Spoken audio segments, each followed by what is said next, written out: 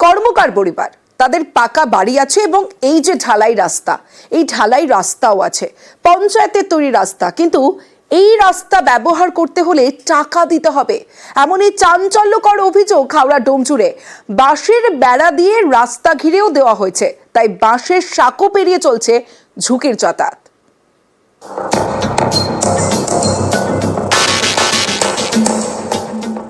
পাকা বাড়ি আছে, বাড়ির সামনে পাকা রাস্তাও আছে, তারপরেও নড়বড়ে বাঁশের সাঁকো পেরিয়ে যাতায়াত করতে হচ্ছে, কারণ বাড়ির সামনে বাঁশের বেড়া। গ্রাম পঞ্চায়েতের তৈরি রাস্তা ব্যবহার করা যায় না। দুর্ভোগে পড়েছে হাওড়ার ডোমজুড়ের মহিয়ারির কর্মকার পরিবার। অভিযোগ, গ্রাম পঞ্চায়েতের তৈরি রাস্তা ব্যবহার করতে 20,000 টাকা চেয়েছেন পড়শি স্বপন দাস। তাঁর জমিতে পঞ্চায়েত রাস্তা তৈরি করছে, তাই সেই রাস্তা ব্যবহার করতে টাকা দিতে হবে, দাবি স্বপন দাসের। পঞ্চায়েতের রাস্তা করে দিয়েছে সদস্য দাঁড়ি থেকে। এখন স্বপন দাস বলছে আমাকে 20,000 টাকা দিতে হবে, তবে এখানে রাস্তা চলাচল করতে দেবো। হ্যাঁ, পঞ্চায়েতের রাস্তা। ও বলছে এটা আমাদের পার্সোনাল রাস্তা।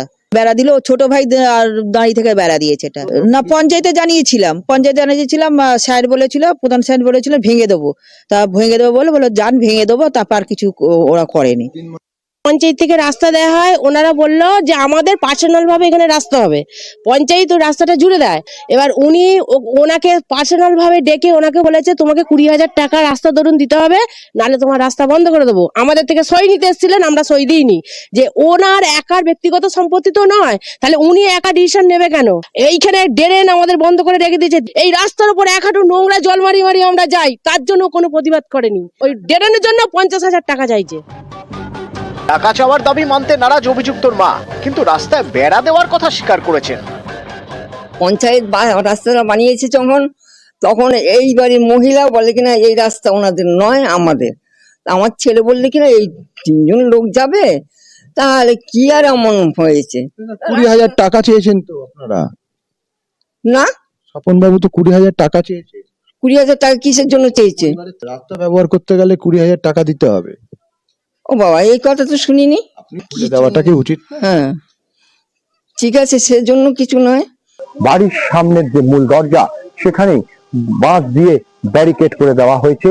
এই রাস্তা ব্যবহার করতে দিতে হবে 20,000 টাকা। আর পঞ্চায়েতকে জানিয়েও কোনো রকম সুরাহা হয়নি।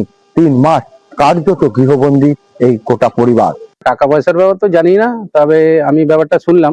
শোনার পরে পঞ্চায়েতেও কথা বললাম প্রধানের সঙ্গে। প্রধান বললে অবশ্যই আগে রাস্তা খুলে দিতে হবে, কারণ কোনো ব্যক্তি তো রাস্তা আটকানো যায় না। তবে আমি তারপরেই যোগাযোগ করেছিলাম, ওরা বললো না ঠিক আছে, আপনারা বলছেন খুলে দেবো, কিন্তু এখনো পর্যন্ত খোলেনি। এই ব্যাপারটা আমি জানি না। আর চাইছি অবশ্যই একটা ফ্যামিলি যাতে যেতে পারে, তার জন্যই তো রাস্তা করা, 5 জন সুবিধা পাবে। কবে সরবে বেড়া, কবে ব্যবহার করা যাবে রাস্তা, অপেক্ষায় মহিয়ারির কর্মকার পরিবার। ক্যামেরায় রাজু ভূঁইয়ার সঙ্গে দেবাশিস চক্রবর্তী, নিউজ 18 বাংলা।